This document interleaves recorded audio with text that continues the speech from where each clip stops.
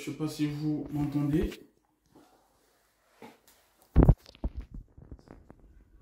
Vous m'entendez? Okay. Madame la Présidente, chers honorables membres de la Cour, c'est avec honneur que je me tiens aujourd'hui numériquement devant vous, au nom de la République d'Iran, pour réclamer justice à travers l'application du droit international dont la Cour est garante. Madame la Présidente, je commencerai mon propos en attirant votre attention sur deux actes internationalement illicites commis par les États-Unis contre l'Iran. Je vous demanderai ensuite, au nom de la loi, de reconnaître la responsabilité internationale des États-Unis vis-à-vis de ces actes illicites et de condamner les États-Unis à réparer ces préjudices causés à l'Iran. En effet, les États-Unis ont d'abord violé la souveraineté territoriale de l'Iran en y introduisant son drone militaire et a par la suite mené une cyberattaque.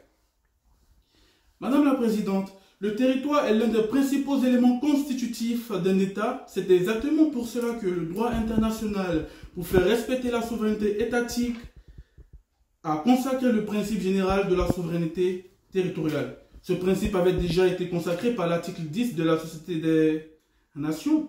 Il figure ensuite à l'article 2, paragraphe 4 de la Charte de l'ONU en ces termes. Les membres de l'ONU s'engagent à ne pas recourir à l'emploi de la force contre l'intégrité territoriale ou l'indépendance politique de l'État et de toute manière incompatible avec les buts des Nations Unies. Aussi, la jurisprudence de la Cour internationale de justice énonce également ce principe, notamment à travers l'affaire du détroit de Corfou en 1949, où la Cour déclare entre États indépendants, le respect de la souveraineté territoriale est l'une des bases essentielles des rapports internationaux. Enfin, ce principe fut évoqué dans la résolution 660 du Conseil de sécurité de l'ONU pour l'annexion du Koweït par l'Irak. Madame la Présidente, les États-Unis, au mépris de toutes ces règles du droit international précité, a fait voler sur le territoire iranien un drone militaire de combat. Nous l'avons démontré dans l'annexe carte du détroit d'Ormuz. Mon cher collègue Arnaud Crétin vous a précédemment défini ce que c'est qu'un drone ainsi que sa portée. J'aimerais le féliciter pour cela. Madame la Présidente, quel était l'objectif de ce drone? Bombarder les infrastructures pétrolières de l'Iran? Nous n'en savons rien. Mais je souhaite vous rappeler qu'ils ont déjà mené ce genre d'attaque de drones militaires de façon unilatérale dans certains pays du monde comme le Pakistan, le Yémen ou encore la Somalie. L'Iran s'est tout de même légitimement défendu en abattant ce drone pour ainsi éloigner la menace de son territoire qu'il maîtrise d'ailleurs très bien. Nous demandons toutefois à la Cour de bien vouloir reconnaître la responsabilité internationale des États-Unis pour violation des règles internationales sur la souveraineté territoriale et de prononcer ainsi des sanctions en son encontre. Madame la Présidente, les États-Unis ne vont pas s'arrêter à cette violation de la souveraineté territoriale de l'Iran. Ils vont mener une cyberattaque contre ce pays, une cyberattaque dont ils reconnaissent fièrement la responsabilité et essayer de légitimer sous des motifs juridiques infondés. Comme brillamment décrit par mon collègue Oublié, une cyberattaque dirigée contre un État constitue un recours à la force, voire une agression armée.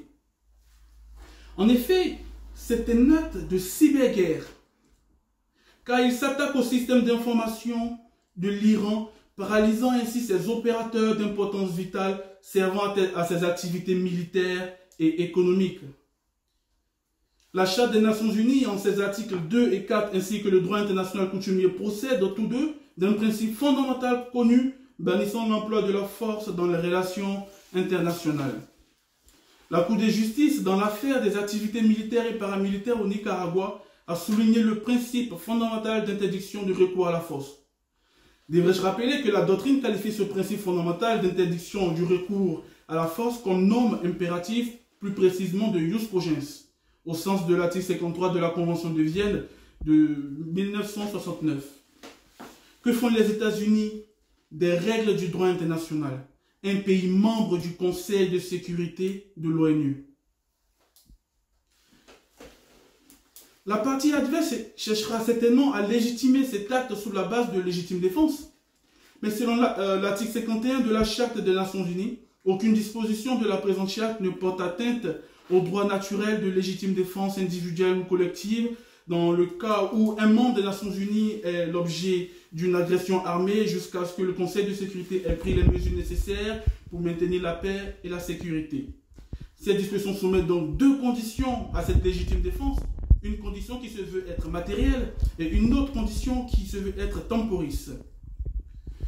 Suivant la charte, c'est uniquement une agression armée qui justifiera le recours à la force au titre de la légitime défense.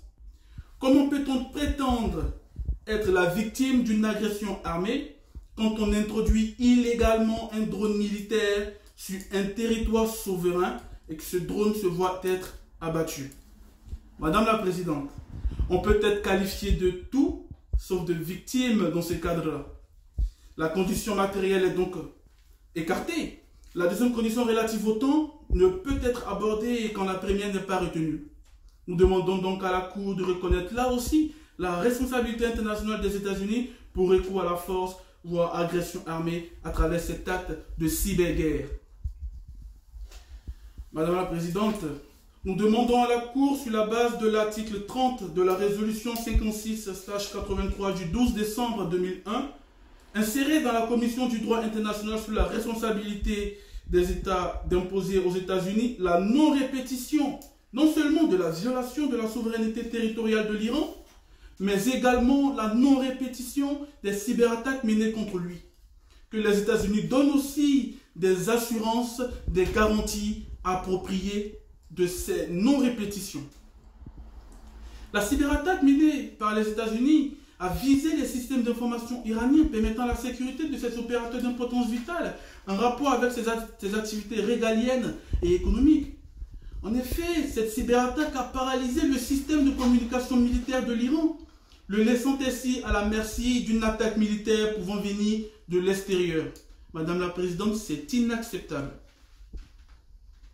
Cette cyberattaque a également empêché l'exploitation quotidienne de 1,5 million de barils de pétrole brut par jour de l'Iran, car cette cyberattaque a paralysé le traitement automatique par les logiciels d'exploitation pétrolière de l'Iran. Nous demandons donc, conformément à l'article 31 de la résolution 56/83 du 12 décembre 2001, l'indemnisation de ces barils de pétrole par durée de la cyberattaque au prorata temporis.